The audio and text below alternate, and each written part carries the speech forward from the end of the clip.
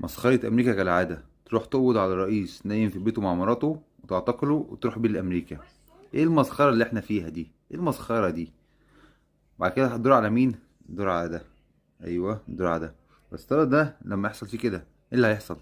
انا عايز اعرف يعني لما يحصل كده هتعدي برضه؟ ولا النفط الفنزويلي جميل طعمه حلو، فترامب يعمل اللي هو عايزه وامريكا تعمل اللي هي عايزاه؟ ما احنا خلاص عايشين في مسخرة. احنا عايشين في عالم القوي يحكم. هل امريكا تعرف تعمل الحركه دي مع كيم يونج يونج ده بتاع كوريا الشماليه؟ طبعا لا. ليه يا حبيبي؟ لان ده عنده نووي، عنده الزرار. لو انت عملت معاه الحركه دي هيدوس لك على الزرار. تعمل الحركه دي مع مين؟ مع الغلبان ده. ليه؟ عشان عنده بترول حلو وانت نفسك فيه وعايز تدوق الفلوس.